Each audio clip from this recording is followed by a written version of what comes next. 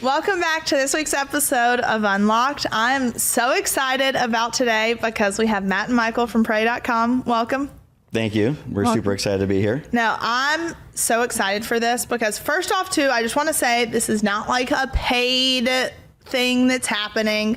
This is because it's like a company I truly believe in, and just things that we've discussed and visions that we have are very aligned. So it felt like the perfect time. Well, thanks for having us. We're excited to be in Nashville. We've been hanging out with race cars over the weekend. I know. I was supposed to be there, and I'm not going to lie. So I had to go see my dad just because of everything happening right now.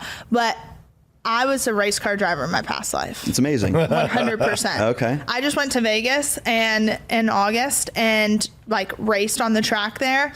And it was like a 1.3 mile track. I did it in, what was it? 58 seconds? I've seen you on the Interstate. Okay. Yeah,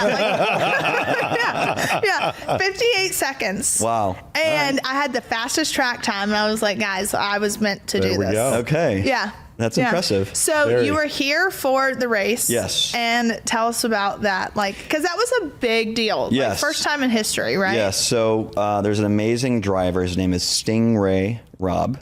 Is that his real name? His real name is Stingray. Like birth certificate, real name. Real name, Stingray Robb. That's amazing. And he's a young guy out of Ohio, a devout Christian, and he was looking for, a focus for his team this year. And he's like, there's nothing that focuses more than Jesus. And he was looking for sponsors that made sense for him and his focus. And we got approached and we said, hey, would you guys be interested in being on our car? And we're like, when Matt and I and our two other co-founders started Pray.com, there was nothing on there that said we're going to be IndyCar sponsors. Yeah, totally. And so it was really just this incredible God moment where we got together and we said, absolutely. And we've been with this team for this year, and it's been incredible. We've been to so many races all over the country, and Stingray has had ups and downs, crashes and flying through the air and leading the Indy 500 for like 20 laps. I think. Holy cow. And this is the last race of the season is in Nashville. And we're like, we've got to be here for the last race. And it was really incredible. And it was a beautiful time. We got middle of the pack in terms of how we ended. Okay. But we're really excited about it. And we're really happy with how things turned out. I love that, especially too with being in the entertainment world as a whole. Even, racing cars, entertainment, but it's tough to have the belief system of like, all right, I want a Bible verse on my car, or I want Pray.com on my car, or because as Christians, especially in the past few years, you have seen an uptick in just persecution of Christians. So it's really tough, especially when money's on the line. And I hate to say that, but like if people are honest with themselves that are in this realm, it's like, it's sad because it's like, all right, I either have to like stand for Jesus and my beliefs and lose money, or I don't stand for it and I gain the world, but what do I really gain? Yeah. And it's expensive to run an Indy car. This is like, I think most people think, oh, they just, do they earn money every race? And it's like, yes, they do, but they don't earn enough to actually cover the cost of actually running an Indy car. This is like a $10 million minimum, commitment. And they have to get sponsors to be able to run those cars. So, I think it's easy to find, the big names to back your brand, just like, oh, let's just go find, Toyota, or let's go find, Kellogg or something, right? And I think it takes a lot of courage to go, we're going to go to the masses. Yeah. And we're going to, think of a different way to have people support our cars. Yeah, well, because Pray.com, what was it? You guys have reached 17 million people? That's right. Yep. 17 million people. Yep. Which is absolutely insane. It's incredible. Yeah. When we started Pray, I think Matt and I, didn't know. When did y'all start it? It was October 2016, I believe. Yeah. Holy cow. So it's new. It's new. It hadn't even been 10 years. Yeah. Which is coming up on 10. Totally. It is. We're really fortunate. I think when we started the company, we didn't know the things that we were going to be able to do. Yeah. We just didn't know the impact we would have. And because when you started it, like, how did the idea come about? What were you doing before you started Pray? Yeah. Matt, why don't you start? Yeah. You can start first. So it all started actually with Mike and I's business partner, Steve. Steve was running the world's largest aerial production and surveillance company in California. And so if you ever saw a movie with a helicopter or a plane in it, that was Steve's company. And No he was kidding. the 29-year-old CEO of this massive aerial production and surveillance company. And unfortunately, they were filming a movie called American Made with Tom Cruise in Colombia. Okay. And they were flying around with Tom all day in the jungles. And at the end of shooting of one of the days, Steve's business partner got in a plane and was taking it back to the hangar. And unfortunately, it crashed and he died. And Steve grew up to a single Jewish mom on welfare, didn't really, go to church, got maybe dragged to church on Christmas or Easter by his grandma, but really didn't have faith as a part of his life. And so in that grieving process, a former Navy SEAL that worked at the company with Steve gave him an audio sermon from a pastor, and it changed his life. And he became a Christian. Yeah. And so when that happened to Steve, he said, why did I not know about this? Why didn't I know that this existed? Why didn't I know about pastors and, all of these faith leaders? Especially coming from an underprivileged area. Absolutely. And so he was just set out to want to help people just like him.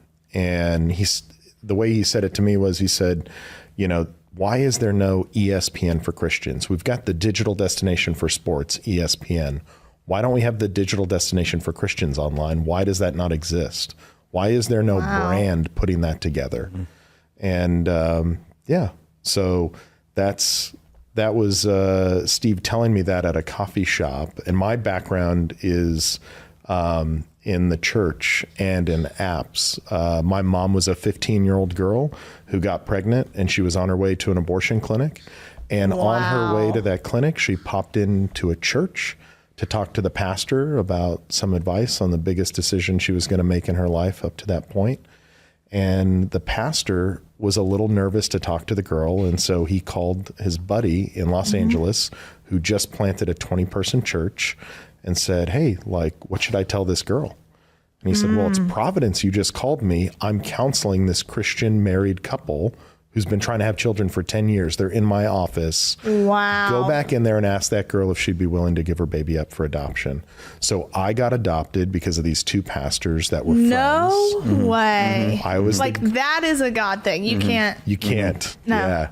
So it's Providence, right? And then fast forward a few years, I got the really unique opportunity to meet Steve Jobs.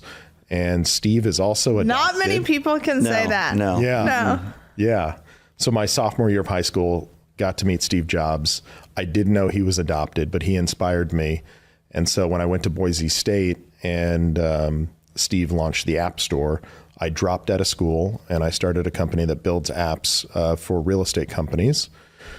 And so I built 8,000 apps in the App Store for all the major real estate companies in the United States. And then that is insane. I had achieved everything that I wanted to achieve after building that company for over a decade. And I called my pastor and asked him how I could help and give back to the church. And he said, Matt, we're opening a new campus. Why don't you be a campus pastor? And I was like, I'm an introverted tech entrepreneur who didn't go to seminary. That's terrifying. I don't want to. It's not mixed. That's terrifying. So he said, pray about it.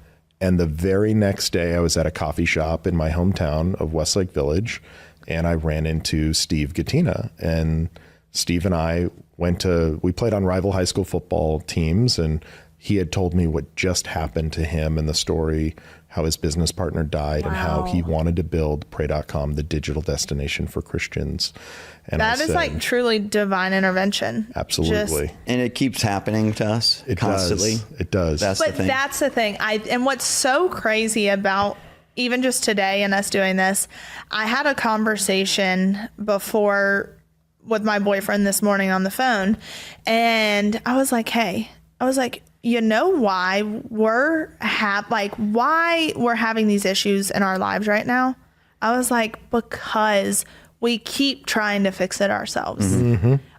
We keep I was like, you with work, you would like, you're so quick to just like want to fix it and on this fast track to fix it.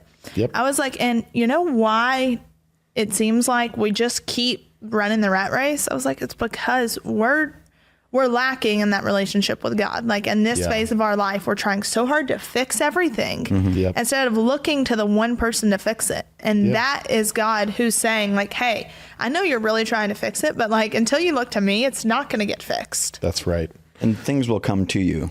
Yeah. That's the thing that we found is like, you know, the fact that 4 of us got together and all of our different backgrounds. Yeah. So the 2 of you guys, so at the coffee shop, So and then I didn't know that Steve had already talked to Mike and to Ryan. And so when we were at the coffee shop, I was like the last person that got brought onto the team. And Steve asked me, hey, Matt, will you co-found the company with me and Mike and Ryan? And I said, yeah, absolutely. And he said, well, you got to meet Mike and Ryan. And so the next day I got to go and meet Mike and Ryan, and I'll let Mike tell you that story. let's face it, it's no secret that weight loss drugs and GLP-1s are all anyone is talking about right now. But you don't need to be rich and famous in order to get access to these medications. Through hers, you can get access to a budget-friendly weight loss program personalized just for you. Hers is changing women's healthcare by providing access to GLP-1 weekly injections with the same active ingredient as Ozempic and Wegovy, as well as oral medication kits. All your celebrities that you're seeing, that you love, that are getting snatched, that are losing all this weight, they're not doing it by diet. They're doing it by GLP-1s. Weight loss by hers is realistic, not restrictive, and is focused on giving you access to the solution that is right for her. Through hers, weight loss plans are more affordable with compounded GLP-1 injections starting at $199 per month with a 12-month subscription paid up front, no hidden fees, no access fees, and no membership fees. Hers connects you with a medical provider who will work with you to determine your best treatment option. If prescribed, you get the medication as part of a doctor-developed weight loss program, complete with ongoing support, check-ins, medication adjustments, and answers to questions 100% online at no additional cost. Plus, your personalized treatment ships for free directly to your door. So you've been struggling with your weight loss journey? It's time you find an option that works for you with hers. Start your free online visit at forhers.com/Savannah. That's FORHERS.com/Savannah for your personalized weight loss treatment options. Forhers.com/Savannah. Hers weight loss is not available everywhere. Compounded products are not FDA approved or verified for safety, effectiveness, or quality. Prescription required. Restrictions may apply.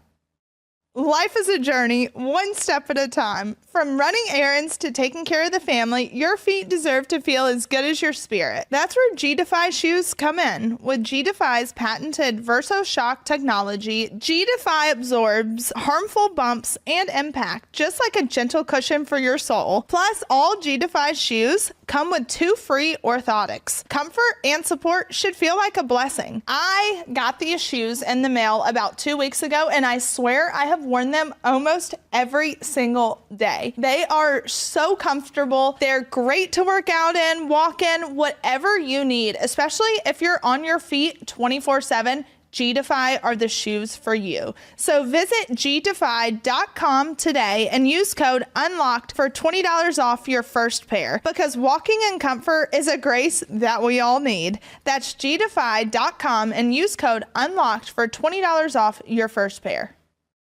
Just quick background on me. I'm from Green Bay, Wisconsin originally. So obviously a massive Packer fan. So I just have to get that out there. But, I grew up in a blue collar family. My father worked in a paper mill for 50 years. So he literally opened the same door for 50 years straight going to work. And, I didn't grow up with a lot of money. I was the first person in my family to go to college. And I thought the path for my life was like marketing. I was like, oh, that sounds like an interesting thing. And I went to the University of Wisconsin, and while I was there, my parents got divorced, and it was really impactful on my life. And when there's a divorce, there's a separation of assets and also a separation of people. Yeah. But my mom, the largest asset. Yes. And my mom went to an advisor who ended up swindling her out of a bunch of money. we didn't have much money as it is, let alone have somebody take some from her. And so the path of my life changed. I said, I'm going to make sure that never happens to my mom or my family ever again. So I went and worked for Merrill Lynch for 13 years, and I learned a lot about money. Oh, yeah. And by the end of my career, I was managing $750 million of assets. So got to work with incredible people. And, you know, I moved to LA from Green Bay, which is obviously a natural thing people from Green Bay do. Very natural. I was going to USC for business school, and that's how I met Steve Gattina, who we're talking about here. And, you know, Steve experienced a tragic loss of his business partner in a plane crash, and he didn't know how to cope. And he said, Mike, you know, I'm going to do something else with my life. Let's go have pizza in the summer of 2016, just to give you some time frame for it. So we go have pizza, and he's like, hey man, I'm going to start this company called pray.com, the digital destination for faith. And I was like, wait a minute, did you say pray.com? Like, no way you have that domain name. Yeah, there's no way. This is 2016. This is not like 1999. Yeah. And I was like, okay, this is incredible. Like, first of all, we're in LA. No one talks about their faith in LA. No one. Nobody. LA is the most discouraging, and I just got back from there. So it's the most discouraging, empty place. Like, I've never seen so many people or been surrounded by so many people to feel so empty. And I think the topic people are most comfortable talking about is politics. Yeah. And I'm happy to talk about politics, but the most important to me, you know, thing for me is faith. And to have somebody else bring it up to me in a conversation, I'm like, whoa, like the fact that we're even talking about this, like, can people hear us? You know, like people are going to get upset. And, you know, 3 hours later at this pizza shop, we had come up with all these incredible ideas to make pray.com an incredible place for people to go. And I told him that night, I go, listen, I'm going to leave my 13-year career, all my clients, all my licenses, my designations, everything I built my whole life to help you build pray.com. Well, and what you built was hard to get to.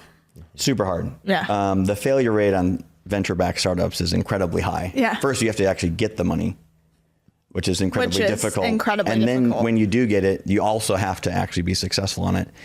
And the funny thing is, like, I have no technical background. Steve has no technical background. We had Matt, who actually built apps. We're like, whew, like, this is Thank helpful. God. But there was a missing piece, is we were not going to be CTOs. And one of our co-founders, Ryan, who has a really interesting background, who, you know, we've talked a little bit about. Yeah.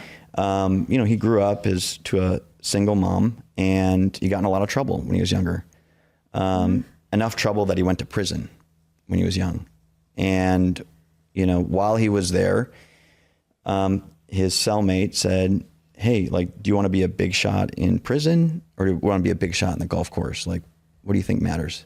And he's like, oh, okay. Like, maybe this crime thing in my brain, I should just walk away from that. And he's like, let me show you the Bible. And so his cellmate taught him the Bible. And it was such an impact on his life when he got out of prison, which was within a year. He went to Bible college, and he was going to become a pastor, which is incredible. And if you know anything about engineers, they're not great pastors. Yeah, no, because everything is like, well, why did this happen? What happened at this time, that time? Like, very analytical mindset. Yes, very analytical. Also a little bit Not more very quiet. talkative. Yeah. So, you know, being a pastor wasn't his thing. But the church that he, you know, had sent him off to Bible college was like, hey, you should just go to a regular college and, you know, do whatever you think your passion is. And so he majored in philosophy and engineering. And then he became our CTO later on. And he just happened to meet Steve randomly in a Mexican restaurant. And Steve, all he remembers of Ryan is like, you were the bad boy guy that got arrested like in high school. Like, I saw you like get taken to prison. Like, I'm not sure I want to like first talk to you. Yeah. And then when Ryan asked him, hey, like, what are you doing with your life? And Steve's like, well, I'm going to start this company, pray.com. Ryan's like, wait a minute. Like, do you understand how important faith is to me? Like, I will do this for free, like whatever help you need. And that's how 4 of us got together. And then That's amazing. we went to Silicon Valley with a PowerPoint slide deck, basically. And that was before Google Slides, which everyone uses now. And we just had an idea on a piece of paper. And literally the most, you know, prominent Silicon Valley investors are like, we want in. Wow. And so that's the start of how Pray.com got started and kind of where things. That is crazy. So when began. was it that you guys like, did you have a moment where you looked at each other and you were like, we did it? No, because we haven't done it yet. Yes. We have a lot more to do. Not yet. We have a lot You to have do. touched at least 17 million people. Mm-hmm. Way more, actually. Our podcast just hit 120 million downloads in the last 14 months. Yeah, exactly. So, like that's like a big, like we did it. Yeah. There's 2.5 billion Christians on planet Earth, and there's over 8 billion people. We haven't done it yet. You got to keep that fire. We got a lot of work to do. Yeah. I would say there's been a lot of really cool moments. Absolutely. Obviously, being on this podcast, being See, number one. thank you. I knew it. I knew it. But second and third were, going to the Vatican, being invited to go to the Vatican. Yep. That's amazing. This is pretty incredible, and seeing how that operates. During COVID, we had the President of the United States on, Joe Biden, and we had the former Vice President of the United States, Mike Pence. Mm-hmm. And that was like the first bipartisan event that took place in our country on any platform where both sides got on and said like, hey, like this is serious. Like we should be praying for each other.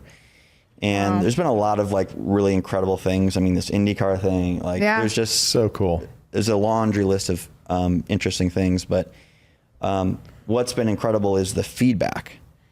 Yeah. The feedback that what we've has received. been the feedback? Well, you can go to the app stores right now and look, actually. And there's been hundreds of thousands of people that have wrote in to tell us, how they feel about using Pray.com. Mm-hmm. And for us, we didn't know the impact we would have on people until all people just started writing in and telling us like, hey, this has really impacted my life.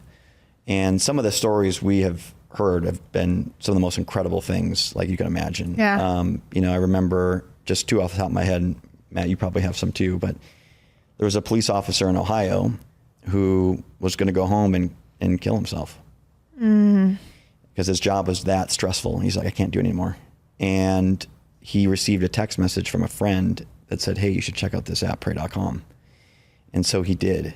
And he wrote us to tell us like, hey, I got this message and your platform saved my life.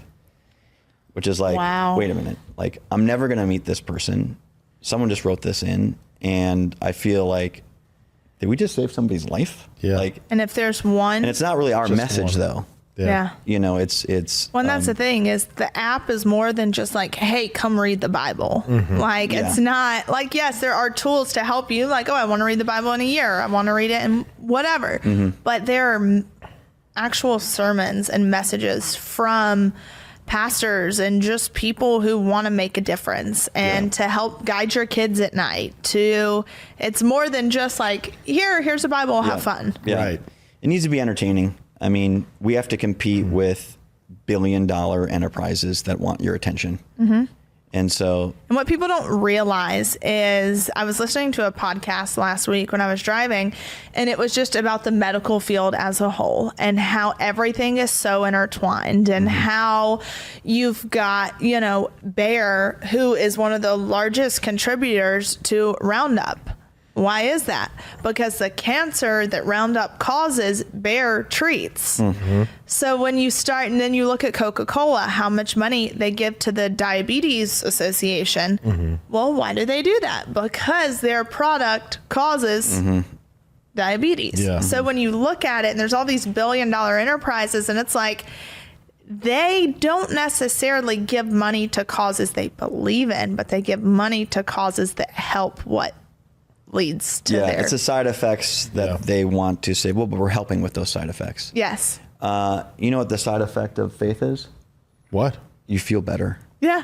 You're spiritually aligned. And people don't necessarily want that. And that's the tough part. Like, has there been a time that someone or some big corporation has come along and said, we want to give you X amount of dollars, and you had to look at it and say, whoa, this is going to hurt to not accept this, but it also doesn't align with us? It's been more of the places that don't want us, that tell us you can't be here. And in 2024, and I'm happy to name names because I'm not shy.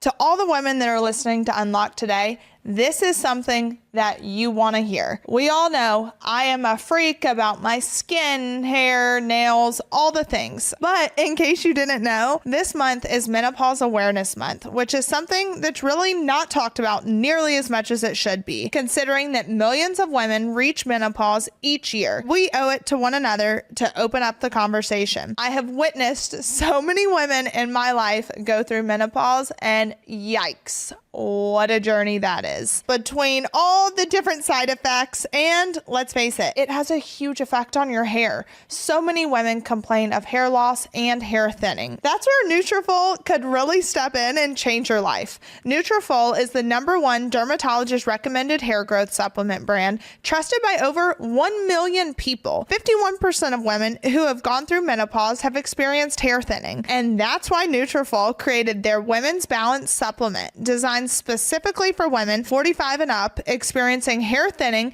that can be impacted by hormonal shifts, natural aging, and metabolism changes. Who wouldn't want to try this? Healthy hair, fuller hair. Yes, please. And that's why I love that Nutrafol focused on this specifically. So they now have their Women's Balance supplement that's designed specifically for women 45 and up. Physician formulated with 100% drug-free ingredients to target hormonal shifts, natural aging, and metabolism changes for visibly thicker, fuller, and stronger hair. Plus, women who took Nutrafol's Women's Balance supplement reported improved feelings of menopause like hot flashes, sleep, and mood, and reduced feelings and stress. If you're going through the change and you need a little help, go to Nutrafol. With Nutrafol, you can feel supported through all stages of life, from postpartum to menopause. And for a limited time, Nutrafol is offering our listeners $10 off your first month subscription and free shipping when you go to Nutrafol.com and enter the promo code UNLOCKED. Find out why over 4,500 healthcare professionals and stylists recommend Nutrafol for healthier hair. Nutrafol.com, spelled Nutrafol.com,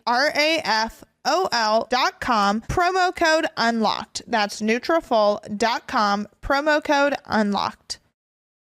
There was a point that TikTok was like, we don't want any faith-based advertising on our platform at all. None. I can see that 100%. And they changed their policy.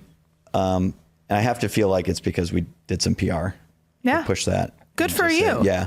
I believe it's ABC won't allow faith-based advertising on their platform. Mm-hmm. And I can tell you that I was told that advertisers just don't like conservative. Okay. Advertisers don't like conservative. And when I was told that, I was like, whoa. Mm-hmm. And faith-based stuff tends to lead conservative, that. And so that was very interesting to me when I was told that. And I was like, this is, and two, when you have platforms such as TikTok, such as ABC, I see on Fox all the time, faith-based programming all the time. So I can't, but when you see all these platforms that reach hundreds of millions of people and they say, we don't want faith-based programming, that should scare people. Yeah, absolutely. That should scare people. Yeah. I mean, countries say they don't want it. Like we were banned in China. Mm-hmm. So, there's whole countries, not just, and what networks. Happens when that occurs? Like when was the moment that you were like, oh crap, we're banned in China? Like, well, when we were notified by the App Store, you're being removed from this specific country. Yeah. So that's how we get notified. It's just an email. It's not a phone call. It's not like, hey, some big explanation. It's just literally an email that says you've been removed from the App Store in China. And were you a part of the App Store in China and been removed? Yes. Yeah. So did you already have a ton of subscribers in China at that point? It's not even that. It's the fact that we got enough attention somehow over there. Because we have installs all over the world. Yeah. And we have people listening to us all over the world. So there was a point where something happened where they got notified of us and they're like, they need to be stopped. Remove them now. But in terms of that's scary. Yeah. Really? But our platform isn't a conservative platform. We actually did a survey of our audience, and we're like, actually, what is our audience? We'd assume it might be conservative. Yeah. But it's actually 50-50. That's crazy. Yeah. It's 50 That's Democrats, 50 Republicans, But at the same time, having a relationship with Jesus shouldn't be a Democrat or Republican issue. It's not. Exactly. It's a people issue. And that's why it's like when we spoke about, because we met at CPAC. Yep. At CPAC. And that was, when was it that we met during that whole thing? I don't know if you were about to go on, but I was just hanging around, I think, I was so nervous. I was hanging in the green room, and I think you were just chilling there. I was like, I'm going to go talk to her. Like, yeah. Oh, I remember that. Yeah. See what she's up to. Yeah. And, I think it was just, as soon as I think heard what I you talk loved about your about family, you- though, I was like, oh, we got to do something about this prison thing. Well, I think what I loved about you was you were just chill about everything. And then it was like when you gave me your card or your number or however we connected, I was like, oh, he was like one of the founders of pray.com. And you just spoke about it just very casually. And I was like, okay, that's like a big deal. Like you can make waves with that, know? Yeah. And then it was just something clicked. And now I look back and it was like you said about how all four of you met. Like that weekend was when I met Brett Tolman and now who represents us. And then I met you that weekend. And now we've all three been on Zooms together talking about, all right, how can we make a difference moving forward? Yep. And when we started talking about the prison thing, I was like, wait. And how that came about is we talked about mental health. Mental health, yes. And we talked about some clinical studies that we put together in which we wanted to prove that when you use pray.com, it has a material impact on your mental health. I think most people of faith understand that, it is something that if you practice it, it will make you feel better. Yeah. Wouldn't that make sense though? If you work out, right. Makes you feel better. You physically see results. Yes. Now, when you're praying, when you're truly putting in the effort and the time and allowing yourself to hear things that you can't see, that you can't feel, that you can't, when you allow it in, you will feel a difference. Well, we're created in the image of our Creator. And so wouldn't it make sense the connection to your Creator prayer would cause some physical things to happen with your body, with your mental health, with your spiritual health? Yeah. Wouldn't that just make sense if you connect with your Creator more? Well, and that's what I will say, and I've been open about it on my podcast before, but at 15, I tried committing suicide. I had written a letter and I was in such a phase of life of like, God, why me? Why me? Like if you were real, you wouldn't allow bad things to happen. Why me? And literally the morning I came home from the hospital, there was a devotional in my dad's email from Joel Osteen. Wow. And it was Romans 8:28. Yep. That basically every hardship and adversity you go through, I'll turn it around and use it to your advantage. That's right. And it literally went from a why me moment to a why not me moment. And it was in the snap of a finger. And I'm like, that was a God thing. Like I still have that paper that my dad printed out. Like I still have it to this day. Love that. Almost 15 years later. Amazing. I still have it.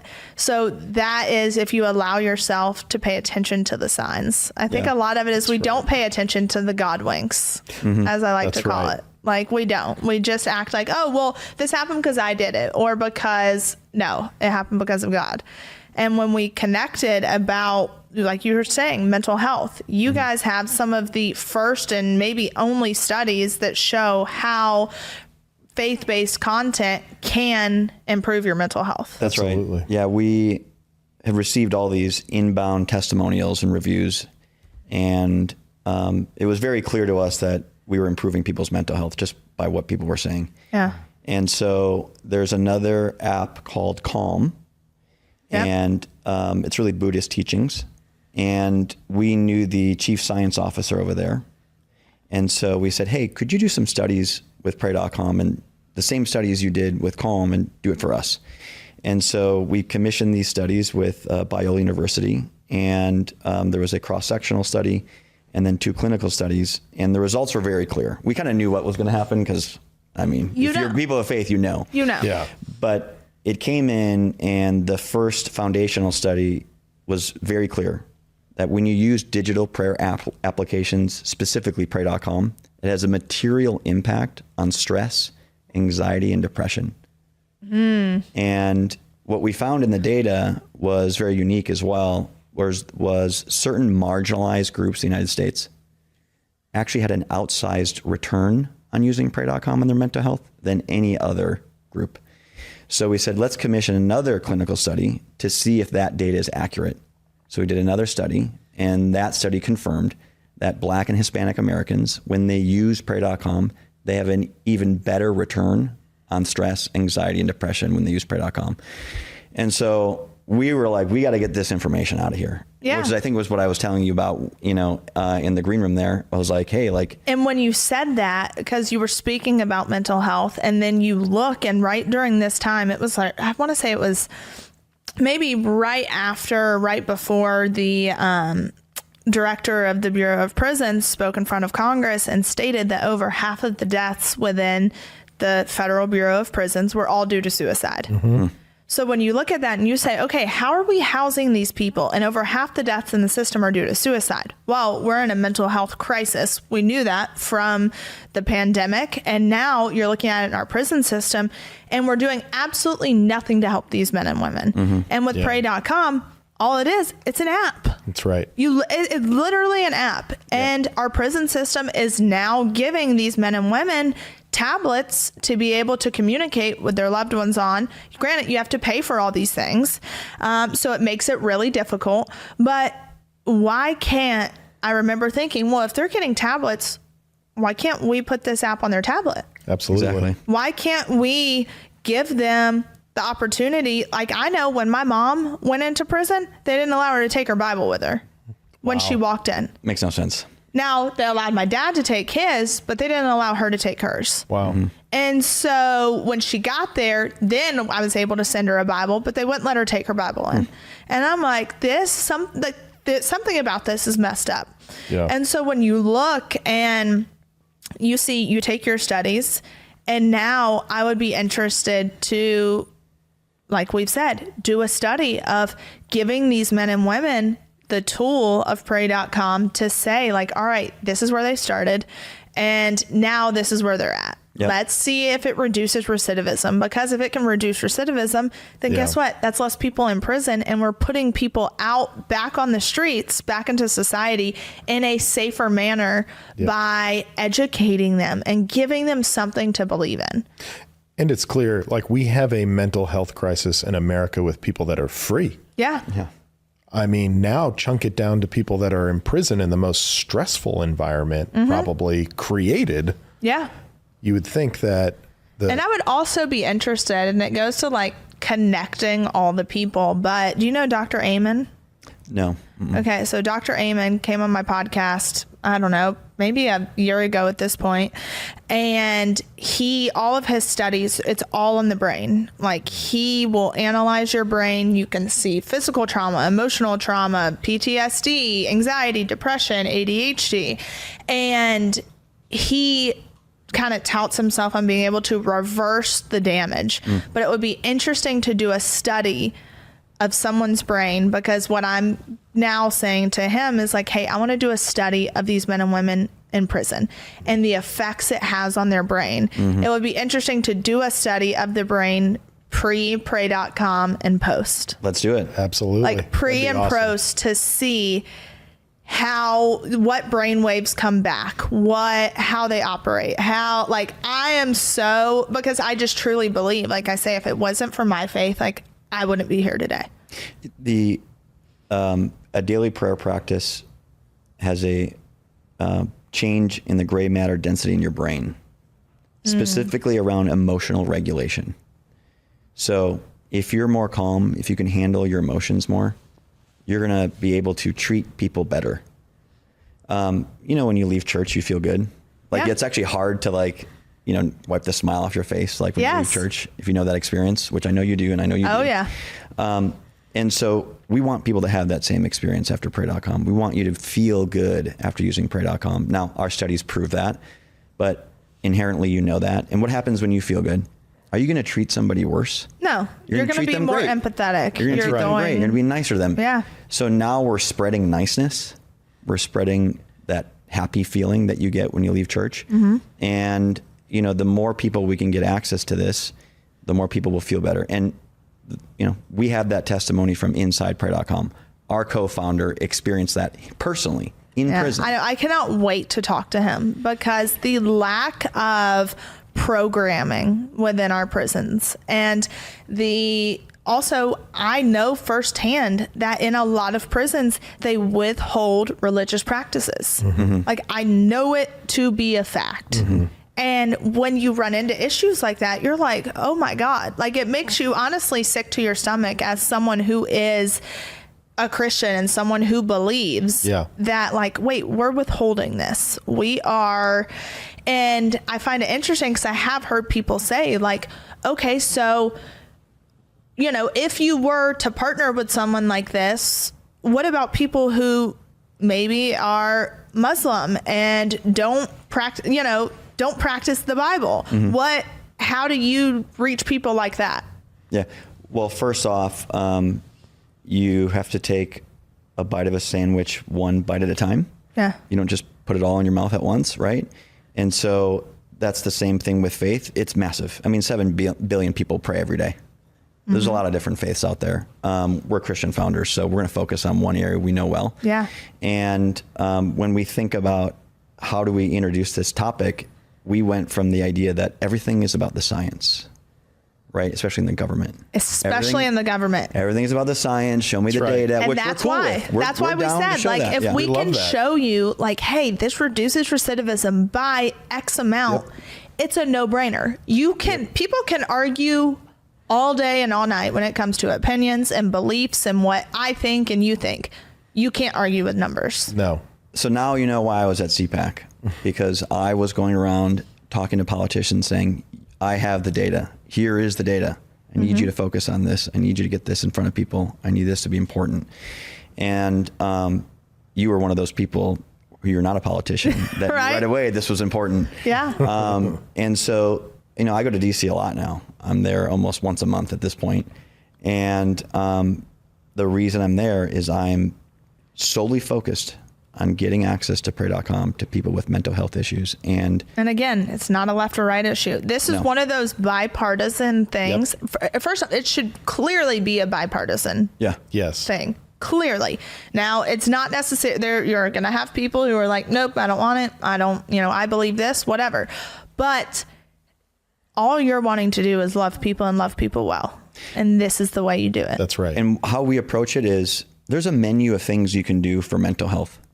There's a menu of things, right? There's drugs. There's, therapists. Yeah, Big Pharma's not going to like you. They're not going to like you. No, They're not going to like us. They're not going to like us. If they want to partner with us and they want to promote us, like, great. Here is a free drug. Yeah. But I think the way that we think about it is that, we need to get access to this in people's hands. The government has a lot of opportunity to help us get there. It's going to help a lot of people, and that's going to reduce a lot of stress in this country. We got people taking shots at the president and former president. So we know there's a mental health crisis going on. I'm starting to think you and I are bad luck, because I think it's happened every time we talk. There's an assassination attempt. Like every time. Okay, I don't know what that means, but no more talking, you two. Yeah, no more. But I think and that's just to say, I mean, people clearly know where I stand, but if it was Joe Biden that was being shot at, like, it's the same feel. Like, we should all be afraid that a president of the United States is trying to be assassinated, not once, but twice in 60 days. Like, again, it's a people issue. Like, my heart hurts for the fact that Joe Biden is in the position that he's in, and that, like, I look as if that was my father and, like, didn't know things that he should know and was standing up on stage looking lost and look like, my heart hurts for him. I don't have to believe. That's the thing with the world that we live in. People think you have to believe exactly what that person believes to have empathy for them Right. or to love them, or like, I can love you and us disagree. Yeah. Like, it's that simple. Yeah. And what's been great is there's been so far bipartisan support.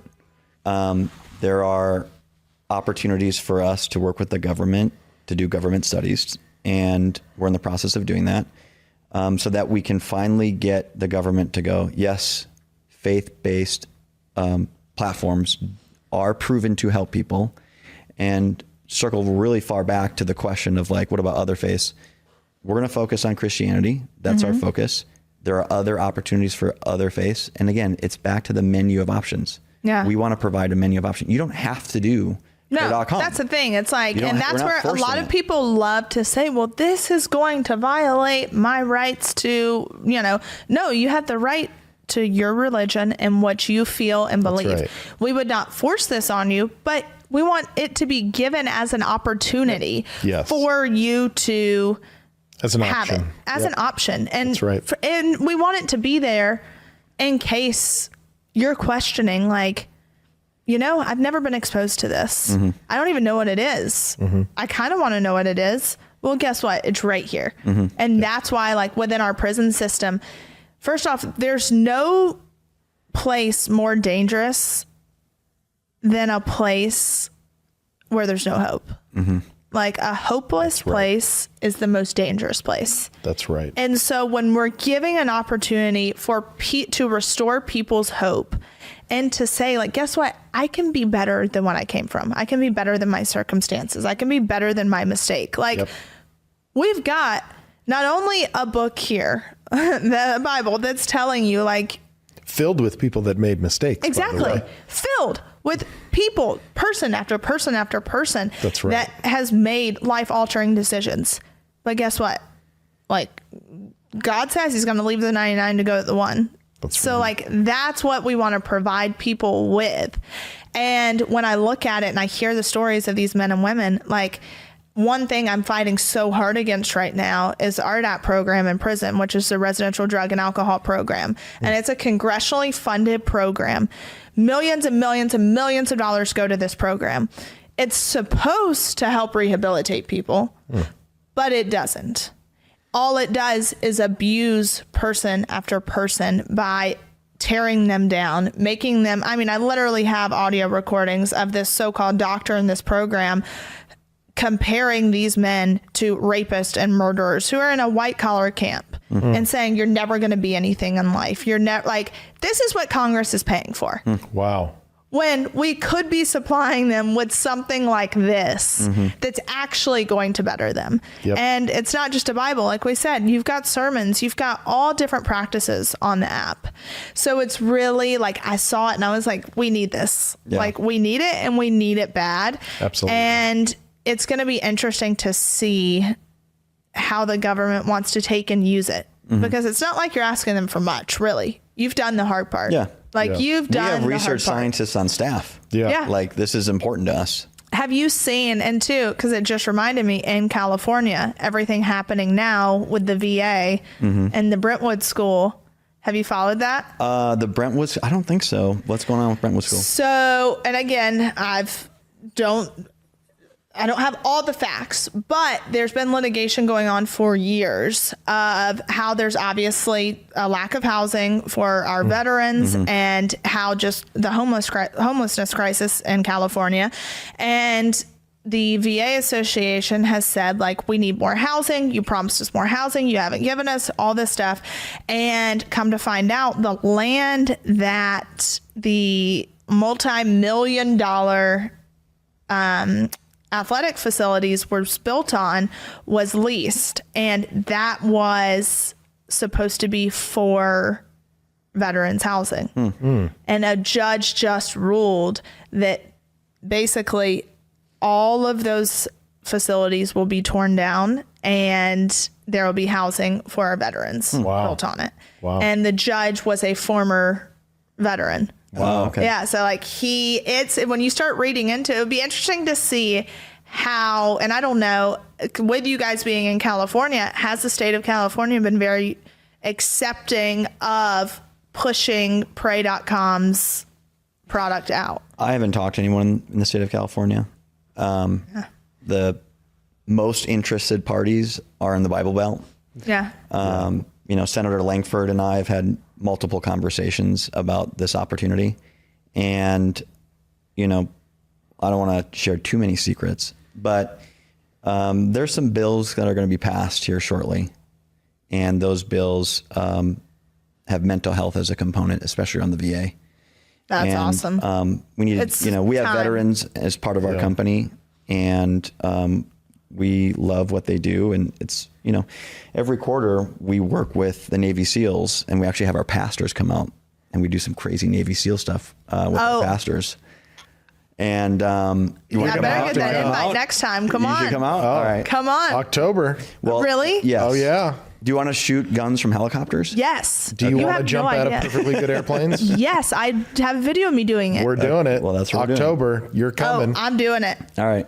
Us and pastors and you. Yep. I It's would gonna get love weird. it. Let's do and it. that's the thing is, for people listening, I don't want people listening to feel discouraged and feel like, okay, I'm looking at 3 people who are promoting pray.com and who have all their crap together and who it just seems like there's this imaginary person who fixes it all for them. Because I can only imagine how that feels for people listening or watching of like, well, it's just impossible for me to get there, you know? And I think for people listening, it's, first off, I am not perfect. I have said I'm not a model Christian. I've said I love Jesus, but I love to cuss a little bit. Like I don't have the, like, we all know this about me. Okay.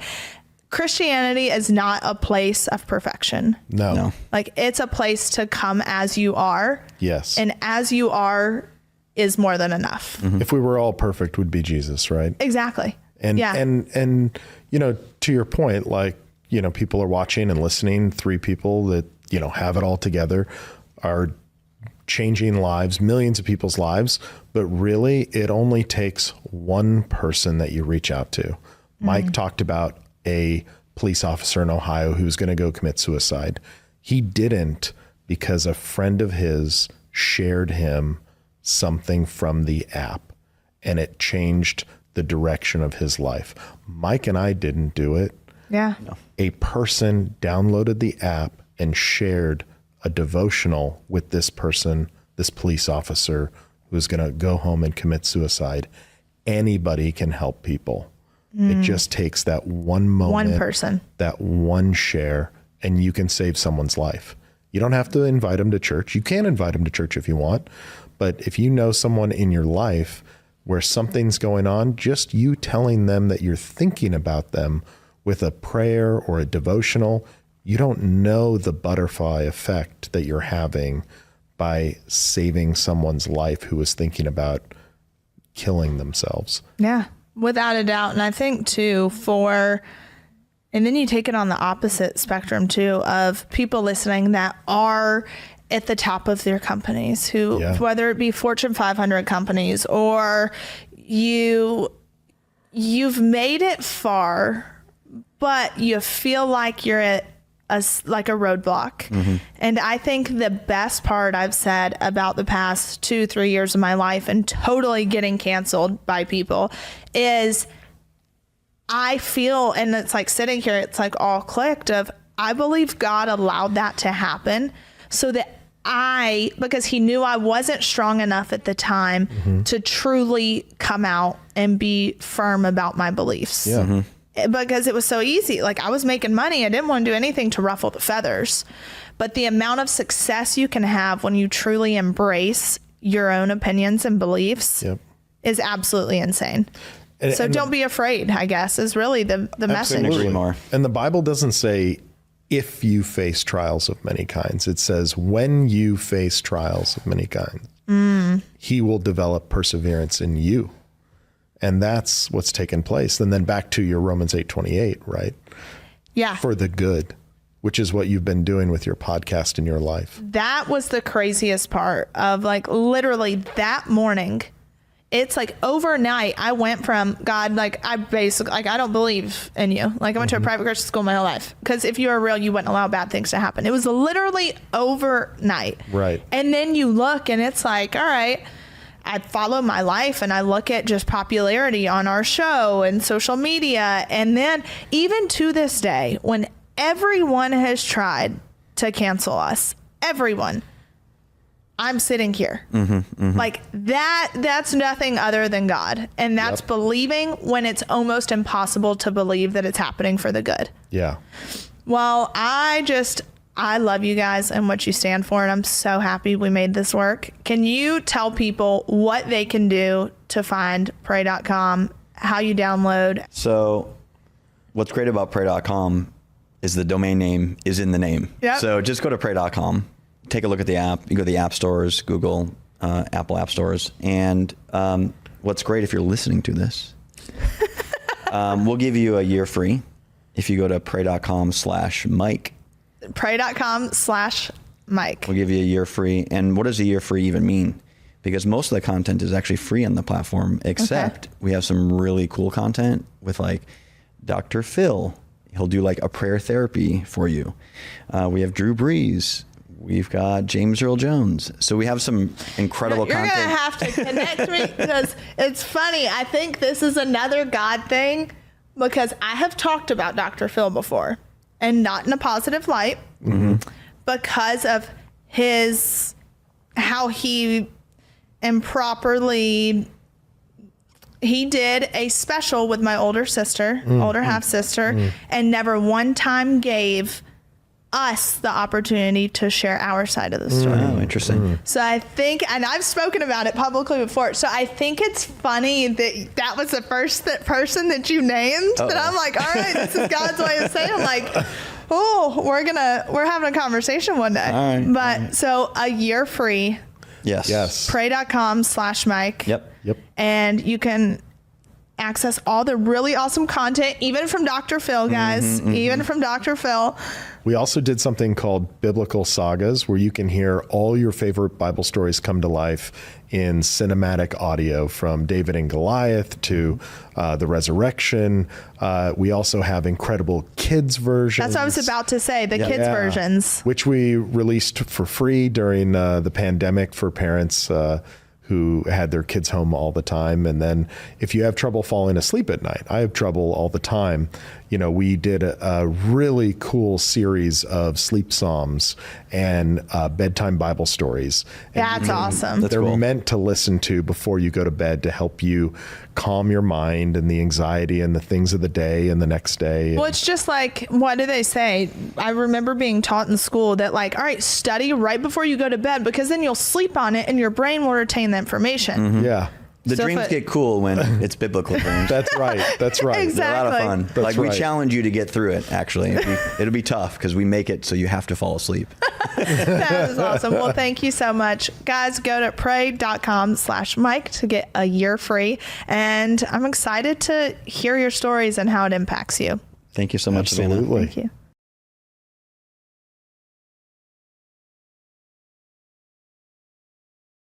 Ladies and gentlemen, that's unlocked because I've been unlocked. I love it. That's amazing. That's hilarious. Welcome back to this week's episode of Unlocked. I am so excited because I have one of my dear friends, Lynn Patton, on. Welcome. What's up, girl? Thank you for having me. First off, y'all, I am so excited because we have to go to Memphis tomorrow, Yes. but I told Lynn and our friend Shep that they had to come. That's his code name. That's his code name. That they had to come to Nashville first, and then me, Lynn, Shep, and Todd are all riding together tomorrow. Road trip. Road trip. Road trip, yes, and we are so excited. But I thought this would be a really good episode to give people kind of like a backstory, because Sure. they see my friends on a day-to-day life. But ever since I've started coming to DC, it's like I have a whole different set of friends there. And we're so excited to have you there. And like we were saying, you know, it's like a giant episode of Real World meets House of Cards. It is. It is. Like every time I leave, something more outrageous happens that topped the trip before. And I'm like, what world am I in? I know. Even you said you couldn't keep up if you moved there. Yeah, Because there's no way. We're out every night. It's all about networking. It's all Yes. about getting things done. You know, you came to town and you've done nothing but try to advocate for the release of your parents. Yes. And we're thrilled to say that it works. It worked. It worked. And did I have to sleep with anyone or pay anyone? Not at all. Not at all. In fact, for those of you who don't know me, my name is Lynn Patton. I'm a deputy assistant to the president. I've been with him and this family for almost 18 years. So I started far off before he... long before politics, long before, you know, all of the weaponization and warfare and lawfare, long before 2 assassination attempts when the entire world embraced and loved them. But I've seen both sides of the coin. And what I do know is that there are very few families, maybe other than yours, that are under such a microscope. Yes. There would never be any appearance of impropriety or any sort of quid pro quo with this family or this president, because again, everybody is looking, even me. If I post something, Crew, which is like a ethics watchdog group, will like send a letter within 24 hours about whatever it is I might be doing or maybe doing or might, you know, be accused of doing or look like I'm doing. They're just anything they just throw at the wall and see what sticks. And so Yes. So like in the world of politics and you being in this family for so long, can you kind of explain to people how the media and political figures will take a tiny little thing and turn it into something it's just not? Absolutely. I'm actually shocked that nobody said or alluded to the fact that because we're friends and sometimes even in each other's Instagram stories, that I haven't been paid by you or Yeah. somebody, or, you know, they'll They take probably that have little somewhere. bit and they'll say, oh, she was on Laura Trump's show, or she was friends with Lynn, or she's friends with Margot, or she's, you know, friends with Alice. All of these things, there's nothing illegal about any of that. No. And by the way, again, I just met you. Like Yeah. we clicked. Well, guess what? When was clicked. it? When was CPAC? CPAC DC was, it couldn't have been more than 6 months ago, I would think. February? Oh, February. Shep said February. I love that Shep is sitting off camera. Oh, right yeah, now, sitting off and camera. nobody knows his identity except for a select few. He's tagged on What? my Instagram right now, and so when this airs, no one's gonna know what today I was. love it. Yeah. I love it. Yes. So February. So February, and you know, you spoke at the RNC. Of course, I was there, but we never really connected. And I do have a confession. Can to make. I please? That's what I was about to say. Can you please tell everyone how you shit on me? Shit on me, literally. Okay. Yes, I have an apology to make to Virginia and Brett, because when I found out that the speaker for criminal justice reform at the Republican National Convention, no offense, was going to be a white woman with blonde hair from Tennessee. Look, who had never been to jail. Yes. I was just like, what? Why? I was like, we have like Duke Tanner, we have, you know, Michael Harrio Harris, like who co-founded Death Row Records. We have all these advocates. We have Alice Johnson. Why doesn't one of them speak? Why is this? But why white blonde are girl we speaking? talking? Right. But I do eat my words, because you came out and you freaking killed it. You slayed. You told everybody about your story. You have become one of the greatest advocates we have for the Bureau of Prisons. And I hang out with you now. We're friends now. And so I know that this is not an act. Mm-hmm. You live, breathe, and eat to make a difference, particularly in this industry. You've met with the new Bureau of Prisons director. Also, which is so And deputy crazy. director. So when I walked out of that meeting, because the meeting lasted 3 hours. Yeah. Like I thought, okay, you know how it is. These people Yeah. in DC who are in high up positions, you're lucky if you get a 30-minute meeting. Like, it's just how it goes. I walked out of there like after 6 p.m., 3 hours, and there was only one other person in the building, which was one of the security guards. So it could have been the only person that took a picture of me. But as I was walking out, they take a picture of me and they post it on this BOP Facebook page. And then I had Dad call me, because this is when he was still in prison, and Mom, and they're like, so you met with the director today? I was like, how did you know that? They're like, oh, all the staff members here are talking about it. And so even today, I spoke to the director and I told him that, and he was like, I'm going to get to the bottom of this. That was totally inappropriate. That put your safety at risk. He's not wrong. Yeah. You know, and what I do love, though, is that you taught me a great lesson, which is one that I preach from the rooftops and didn't even heed myself, which is color doesn't matter.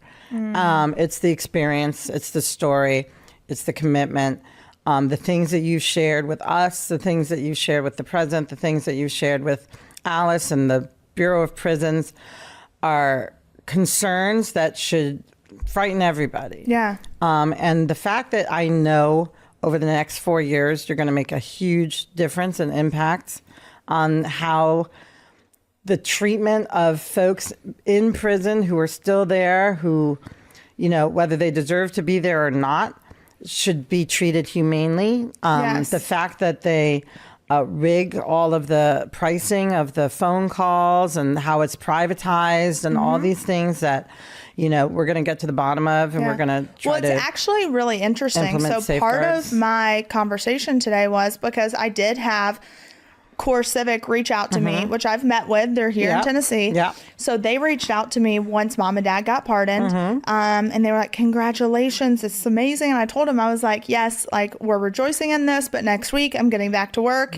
And we need to figure out how we can work together. Because frankly, you're not ever going to get rid of private prisons. No.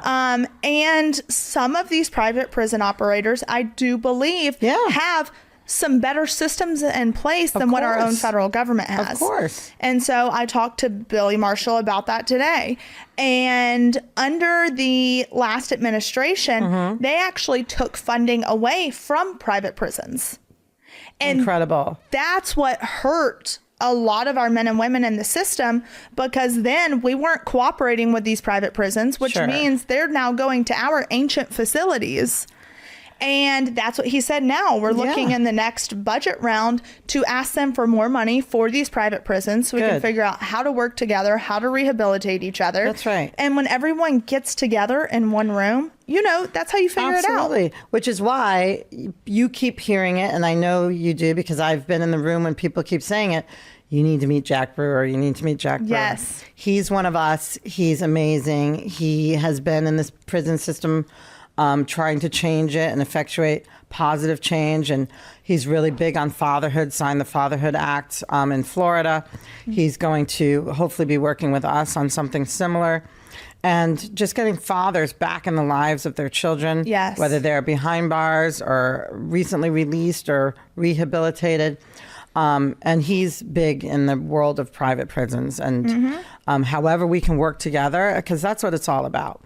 Working together to implement change is what this president and this administration wants. See, and I love that. What would you say to people, because I guarantee it's not going to be the first time you've asked this you've been asked this question, but what do you say to people that look at you and say, how can you as a Black woman support President Trump?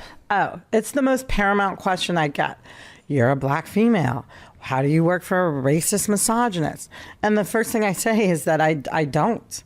I don't. And there's absolutely no amount of money in the world you could pay me to stay with a man or his family who I think harbor these types of ideologies, because it just wouldn't happen. My dad grew up in segregated Birmingham, Alabama. It would be such a disservice to him and everything he went through if I tolerated that sort of injustice.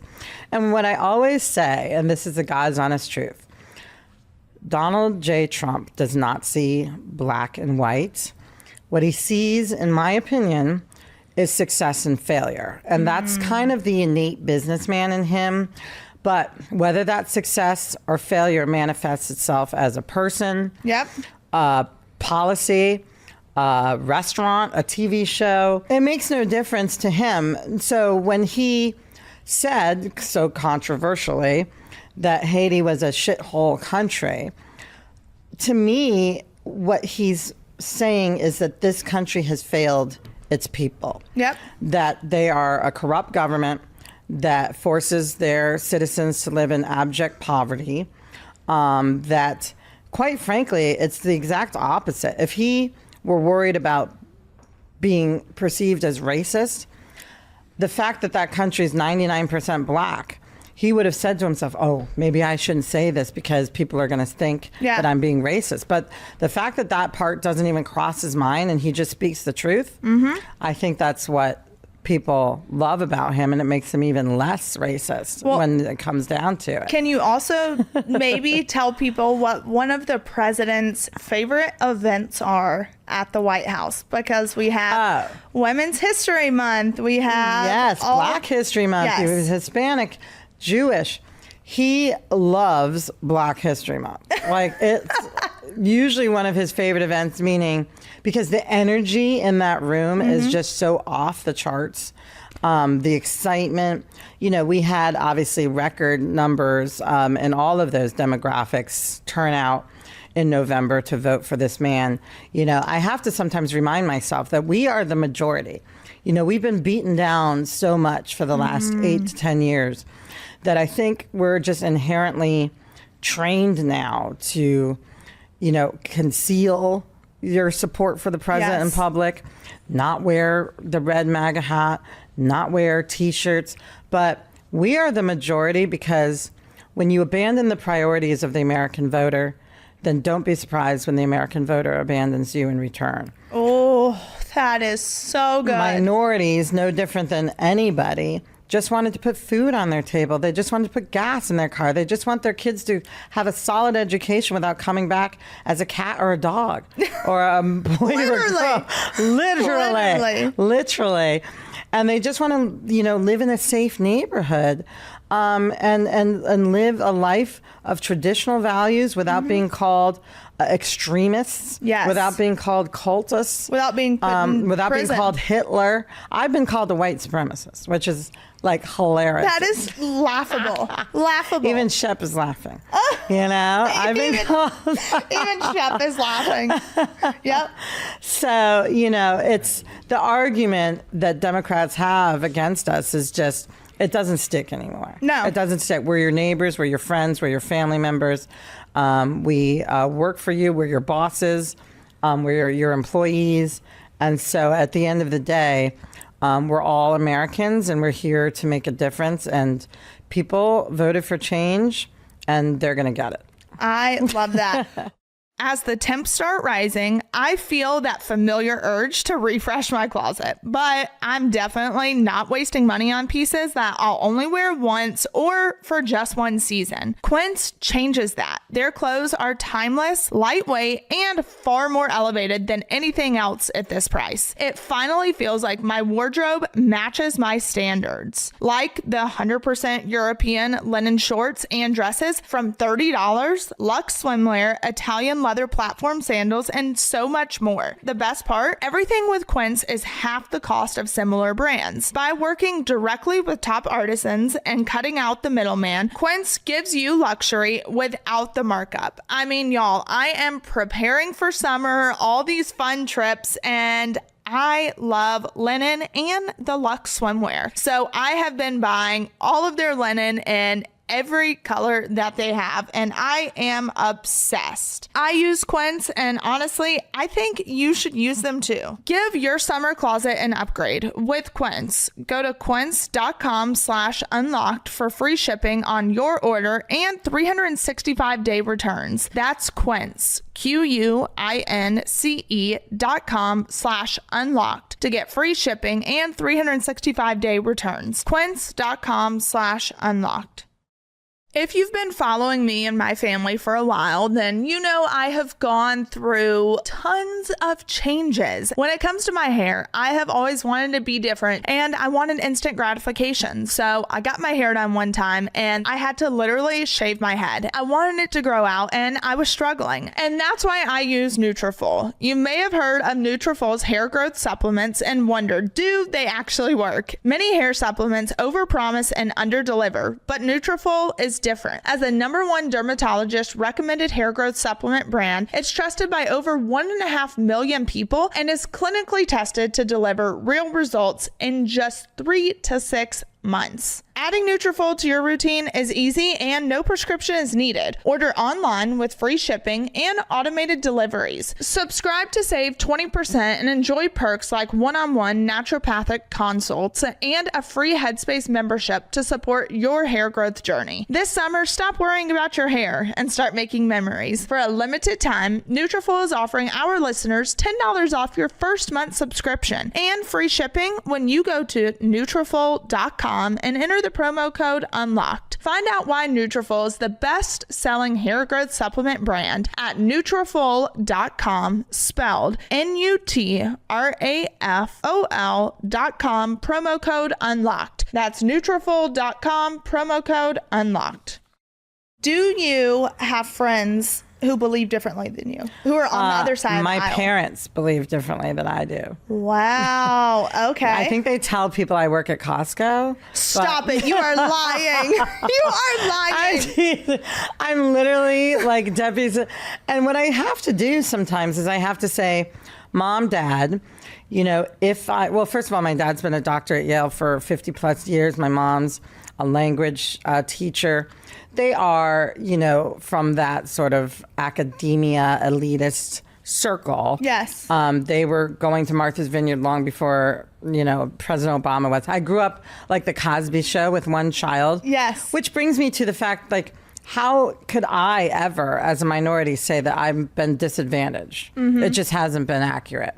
And I always say that DEI is one of the cruelest things about it, is it calls into question the accomplishments of the very people it's designed to, quote unquote, help. You know, it doesn't elevate people, it taints achievements. Because I know more than anyone what it's like to walk, you know, the halls of a New England boarding school and have people look at you and wonder if you literally deserve to be there or if you're just there because of your skin color. And so the Supreme Court got it right when they said, you know, we don't live in a world where this is necessary anymore. Everybody's granted, you know, it's the bedrock principle of this country, opportunity, you know, and everybody's granted equal opportunity. It doesn't mean equal outcome. Yes. But, you know, everybody's given a chance, and it's how you take that opportunity and what you do with it. But long story longer. I love that. That's my favorite saying ever. Long story longer. I think I've used it once or twice since meeting you. Yeah. You know, what this president wants to do is shift away from sort of the identity politics of Black History Month, Women's History Month, Hispanic History Month, and just, you know, focus on the golden era economy, bringing back the strongest economy, bringing back manufacturing, bringing back strong schools, bringing back school choice, making prisons better, bringing back workforce training. Criminal justice side of things historically has been a very liberal kind of social justice cause. Yes. Yeah, exactly. And now, but even under his first administration, the First Step Act, 2018, it was implemented. That was one of the biggest bipartisan bills in history. Thank you. Yeah, and I'll never forget what Van Jones said at the time, which was, you know, I have to credit Donald J. Trump because we've been trying as a party, as a country, to pass criminal justice reform, comprehensive criminal justice reform for 30 plus years. But the reason why it never passed, he said, was because everybody went to the table with an all or nothing attitude. Yep. And what Donald Trump did for the first time is he said, well, what if we put this little bit in there? What if we put this little bit in there from, you know, things that we all want? What can we all agree on? Let's just put that in. and then revisit it and see what else we can put in that we all agree on, and what else can we put in that we all agree on. And next thing you know, you have a pretty decent bill. And it might not be all or nothing, Yes. but it's something. And it's a Exactly. start. And now, I'm proud to say that, there are informal conversations about, moving on to the Second Step Act. Yes. And that's about, housing assistance, education assistance, workforce training, making sure, you don't need a 4-year degree No. to be successful in this country. And Ivanka Trump was one of the first people to make that clear in the first administration when, she advocated for her dad to sign into law something that measures work experience just as much as a 4-year degree when it Thank you. comes to hiring in the federal government. That's So, what I say. yeah. Literally, in this whole fight, I mean, the director Yeah. asked me, he was like, so what's your background? And I was like, my parents going to prison. And Wow. he like kind I of love laughed. it. Yeah. And because I laughed, But and he it's laughed. true. And he was like, no, but really, like, where'd you go to college? What was your degree? And I looked at him, I said, I went for 2 years, and then I said, I'm done. But I don't think I know of anyone who's educated themselves more than you have in this space. And again, like I admitted, you made me eat my words because you are going to be one of our strongest advocates in this arena. You, Alice, everybody who's standing behind you and helping to get the messaging out there. So I look it's forward just to when it. your life is on Yeah. the line, literally, when the rest of your life is on Yeah. the line, you have no choice but to educate yourself. Or I guess Well, you that's do. true. I guess you do. You can either choose to sit down and You let can stick your head in the sand. Yes. You could have cried, felt sorry for yourself for the next 14 years plus Yes. years. And I chose not to. That was Yes. the biggest thing, was like I could sit here and feel sorry for myself. But in the back of my mind, I was like, you know what? If I don't fight like hell, I'm going to be raising 2 kids. And that you're gonna be a grow up- victim too. Exactly. That Yeah. grow up without their parents, Yeah. that become another statistic. Yeah. My dad's also going to miss my wedding. He's going to miss me having kids. He's Right. going to miss, he's going to be almost 70 by the time he gets out. Right. And I refuse to accept that being my reality. And the fact that actually the prison that your father was in tried to ban you from seeing him for another year. A year. Effective, 3 months ago or something? Yeah, at least probably 3 months ago. Yeah. You would not have been able to see your dad for another, 8 months or Yes. something. And that is outrageous. Oh, absolutely insane. You But know? it's going to be interesting to see what happens to that facility, what happens to the individuals who work there. Because, like I said, for the first time, I actually have faith in who the president has elected Put in for this these, right, position. positions, Because exactly. the last person, Colette Peters, I remember watching her swearing in, and I was like, oh my God. I was literally sitting in my bathtub with my laptop watching her swearing in, and I was like, yes. Thank God, finally, a woman in a position of power. Right. Things are going to get done. And she left an absolute dumpster fire of a mess. Because again, the media brainwashes you into thinking that, because you're a minority or because you're a woman or something along these lines, you're going to care more. Yes. But that's not accurate. No, And not at all. You, again, prove me wrong by showing that. I love you. I could hear that a few more this is- times. Come on. No, I'm kidding. I'm only going to say it one more time.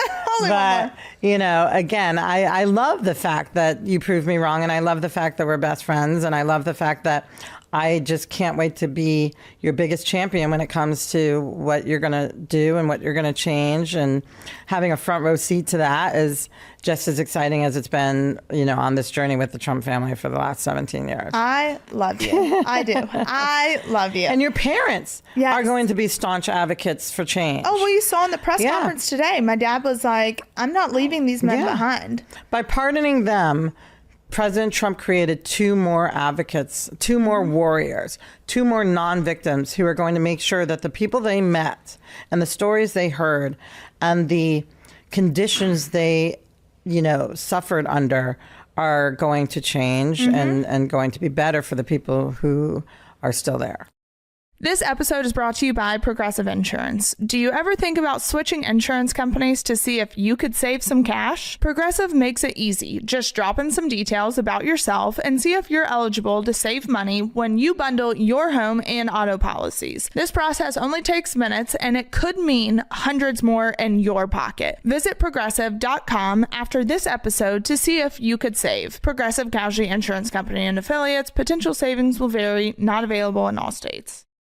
All right, y'all, summer is here, and if you're like me, then you're gonna find yourself on the beach quite a lot this summer. Do you love your shades that you're wearing, but you find them getting caught in your hair frustrating? I know I do. Those days are over thanks to Shady Rays. Their best-selling tangle-free collection has nose pieces specifically designed to avoid any snags in your hair. This way, perfectly styled hair remains perfect. Shady Rays offers all the iconic styles from the aviator to cat-eye designed frame. So you're bound to find the perfect pair to match every outfit. I know for me, I'm an aviator girl. It's just who I am through and through. And I love using my aviator sunglasses to hold my hair back. But it's frustrating because hair gets caught. And well, now we have avoided all of that because that does not happen with Shady Rays. And here's the best part. They have the best protection program in all eyewear. Life happens and Shady Rays gets it. Whether you drop them, break them, or they mysteriously disappear, their lost and broken protection has you covered from day one. Plus, if they're not the perfect fit, no worries. You can exchange or return them for free within 30 days. It's risk-free shipping with fast personal support. With over 300,000 five-star reviews, that's a lot of happy customers. So start shopping for your next pair of sunglasses today and see why Shady Rays is the go-to choice. And exclusively for our listeners, Shady Rays is giving out an amazing deal for the season. Head to shadyrays.com with code UNLOCKED35 for 35% off their premium polarized sunglasses. Snag your shades and get ready for the summer sun. Go to shadyrays.com and use code UNLOCKED35 for 35% off polarized sunglasses.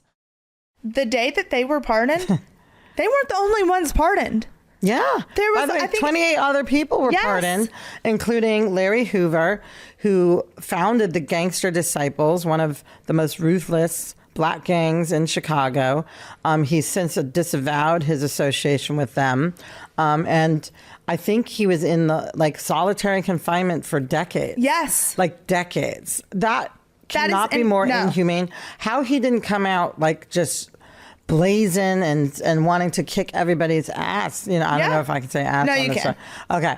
But is beyond me. I mean, how you don't just lose your sanity is beyond me. But instead, he came out stronger, wrote books, advocated for people, is committed to helping others. Alice Johnson knows this, believes in him, put her name on the line by saying he needs to be unconditionally pardoned. And now, actually, he's been transferred to a state prison, which may arguably be worse.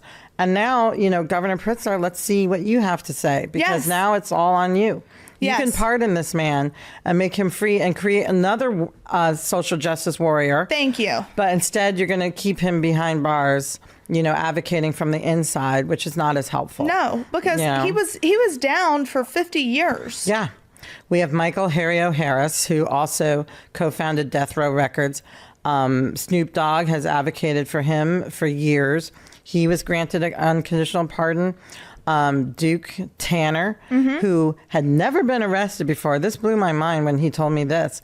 Become one of my very close friends. He'd never been arrested before, ever. Never been in trouble with the law.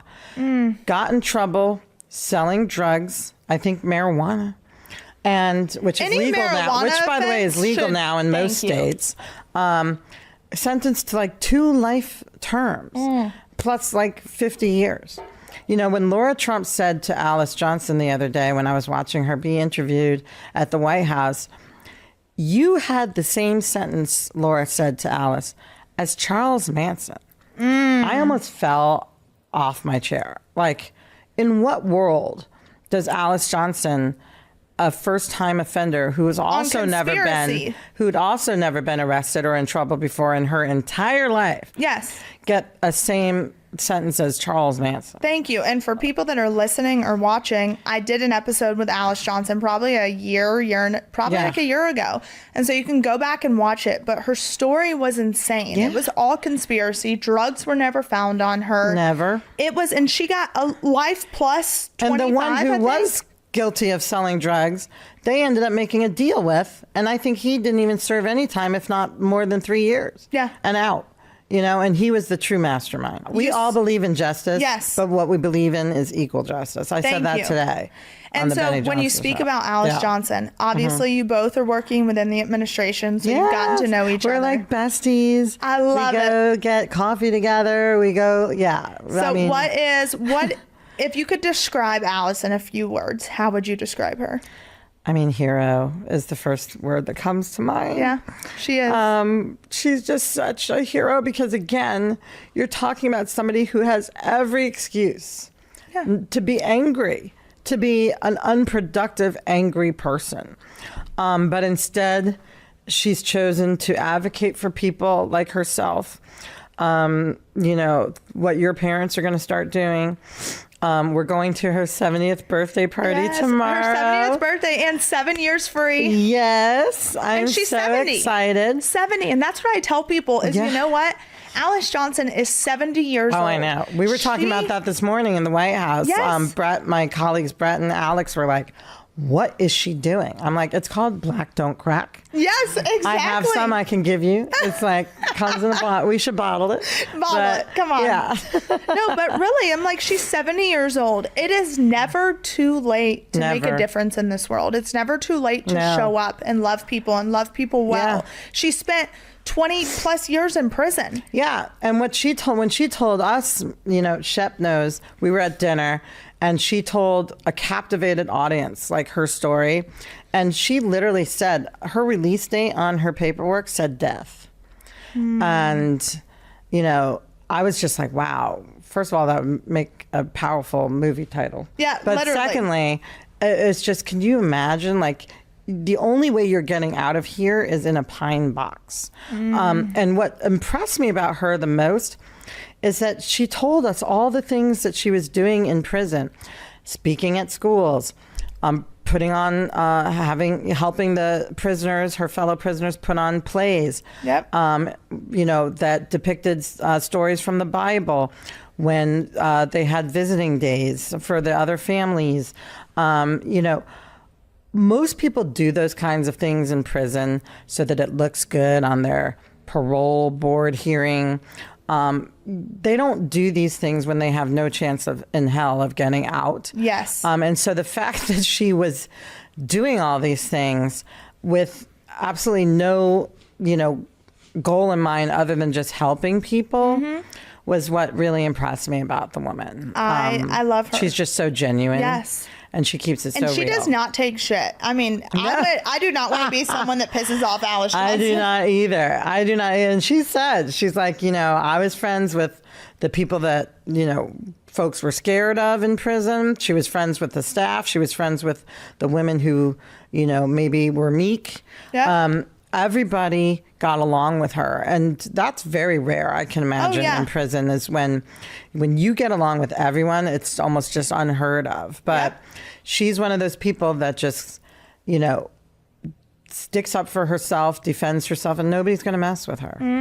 I love that. Okay, so before we wrap up, you have the next 4 years, basically, in the White House, and maybe, but what? I mean, I'm trying. You're trying. It's the honor of a lifetime.